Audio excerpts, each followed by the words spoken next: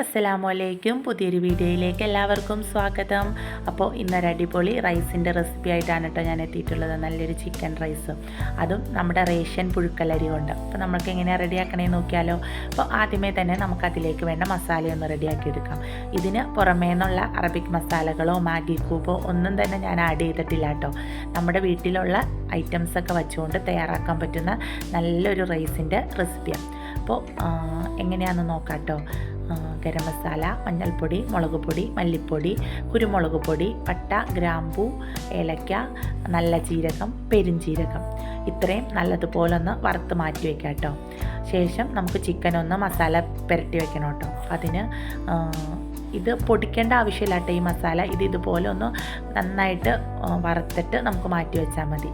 ഇനി ചിക്കനിലേക്ക് ഇഞ്ചി വെളുത്തുള്ളി പേസ്റ്റ്, ഗരം മസാല, കുരുമുളക് പൊടി, ഉപ്പ്, 2 സ്പൂൺ തൈര്.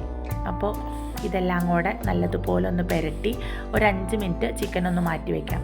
ആ ഗ്യാപ്പിൽ നമുക്കൊരു സവാളയൊന്ന് ഫ്രൈ ചെയ്തെടുക്കണം കേട്ടോ.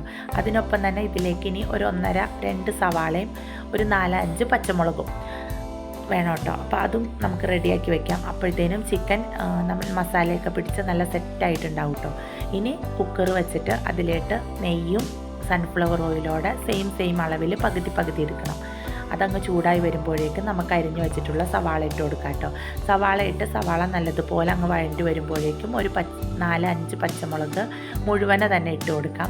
ഇതെല്ലാം ഒന്ന് വഴണ്ട് സെറ്റാകുമ്പോഴേക്കും നമ്മൾ ആദ്യം തിരുമ്മി മാറ്റി വെച്ചിട്ടുള്ള ചിക്കൻ ഇട്ട് കൊടുക്കാം കേട്ടോ. അപ്പോൾ ചിക്കൻ ഈ എണ്ണയിൽ കിടന്ന് നല്ലതുപോലെ ഒന്ന് മുറുക്കി വരണം കേട്ടോ. അപ്പോൾ ആദ്യം ഒരു വശം സെറ്റായി കഴിഞ്ഞ് കഴിയുമ്പോൾ ഇളക്കി നമ്മളൊന്ന് തിരിച്ചിട്ട് കൊടുക്കണം. അങ്ങനെ ഒരു 2-3 വട്ടം ഇച്ചിരി ഒരു 2 മിനിറ്റ് ഒന്ന് ഇളക്കി കൊടുക്കുമ്പോഴത്തേനും ചിക്കനൊക്കെ നല്ലതുപോലെ ഒന്ന് പകുതി മുറുകി വന്നിട്ടുണ്ടാവും കേട്ടോ.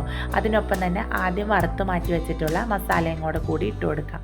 ഇതെല്ലാം കൂടി നന്നായിട്ട് ആ എണ്ണയിൽ കിടന്നൊന്നങ്ങ് പൊരിഞ്ഞു വരുമ്പോഴേക്കും നമുക്ക് നമ്മുടെ റൈസ് ഒന്ന് കഴുകി വെള്ളം വാഴ്ത്തി ഇതിലേക്ക് ഇട്ട് കൊടുക്കാം കേട്ടോ. അപ്പോൾ ഒരു അരമണിക്കൂർ ഒന്ന് വെള്ളത്തിലിട്ട് വയ്ക്കുവാണെങ്കിൽ കുറച്ചുകൂടെ നല്ലതാട്ടോ. പിന്നെ റേഷൻ അരി ആയതുകൊണ്ട് അധികം വേവില്ലല്ലോ. അപ്പോൾ ഇതിന് 1 കപ്പ് അരിക്ക് ഒരു 2 കപ്പ് എന്ന നിലയിലാട്ടോ ഞാൻ വെള്ളം എടുത്തേക്കണേ. അപ്പോൾ അത് നമ്മുടെ അരിയുടെ വേവ് അനുസരിച്ച് അങ്ങോട്ടും ഇങ്ങോട്ടും മാറ്റം വരുവേ. ദെൻ അരിയും കൂടെ ഇട്ട് കൊടുത്ത് ആവശ്യത്തിന് വെള്ളം കൂടെ ചേർത്ത് നല്ലതുപോലെ ഒന്ന് ഇളക്കി മിക്സ് ചെയ്തെടുക്കാം കേട്ടോ. അപ്പോൾ ആദ്യമേ തന്നെ എണ്ണയിൽ ചിക്കൻ ഒന്ന് മുറുക്കിയെടുക്കണത് എന്തിനാന്ന് വെച്ചാൽ നമ്മുടെ ചോറും ചിക്കനും കൂടെ വേവുമ്പോൾ ചിക്കൻ അങ്ങ് വെന്ത് കുഴഞ്ഞു പോകാതിരിക്കാനാട്ടോ. ഇത് ഇങ്ങനെ ചെയ്യുമ്പോൾ ചിക്കൻ നല്ല സോഫ്റ്റായി കിട്ടുകയും ചെയ്യും. എന്നാൽ ചോറും ചിക്കനും കൂടെ മിക്സായി പോവില്ല കേട്ടോ. അപ്പോൾ ഇതെല്ലാം കൂടെ നല്ലതുപോലെ അങ്ങ് ഇളക്കി യോജിപ്പിച്ചതിന് ശേഷം പൊരിച്ച് വെച്ചിട്ടുള്ള സവാളയും കൂടെ ചേർത്ത് ഒന്ന് മിക്സ് ചെയ്ത് ഉപ്പ് ഒന്ന് ചെക്ക് ചെയ്ത് നോക്കിയിട്ട് ആവശ്യത്തിനുള്ള ഉപ്പും കൂടെ ചേർത്തിട്ട് കുക്കറൊന്ന് അടച്ച് വെച്ച് ഒരു 2 മിനിറ്റ് നമുക്കൊന്ന് വേവിച്ചെടുക്കാം കേട്ടോ. 2 വിസിൽ വരുന്നവരെ വേവിച്ചെടുക്കണം. അപ്പോൾ ഒരു മീഡിയം ഫ്ലെയിമിൽ വെച്ചാൽ മതി. ദെൻ ആവിയൊക്കെ പോയി കുക്കർ ഓപ്പൺ ആക്കി കഴിഞ്ഞ് കഴിയുമ്പോൾ നല്ല ടേസ്റ്റി ആയിട്ടുള്ള, അധികം കുഴഞ്ഞൊന്നും പോവാതെ നല്ല വിട്ട് നിൽക്കണ നല്ല സൂപ്പറായിട്ടുള്ള റൈസ് ഇവിടെ റെഡി ആട്ടോ. ഇത് ബീഫിൽ നമുക്ക് റെഡിയാക്കി എടുക്കാം. അപ്പോൾ ചിക്കനിലാണ് കേട്ടോ ഞാൻ നിങ്ങളോട് ഷെയർ ചെയ്യണത്. കണ്ടോ, ചിക്കനൊന്നും വെന്തുടഞ്ഞൊന്നും പോവാതെ നല്ല സെറ്റപ്പിൽ കിട്ടിയിട്ടുണ്ട് കേട്ടോ. ഇനി നമുക്കിതൊരു സർവിങ് ബൗളിലേക്ക് മാറ്റാം. അപ്പോൾ ഒരു പരീക്ഷണാർത്ഥം ഞാൻ റെഡിയാക്കി നോക്കിയതായിരുന്നേ. ഇതിൻ്റെ ഫ്ലേവർ മന്തിയുടെ ഫ്ലേവറല്ല, എന്നാൽ എവിടെയൊക്കെ ഒരു മന്തിയുടെ ചായ കാച്ചലുണ്ട്, എന്നാൽ കപ്സയല്ല.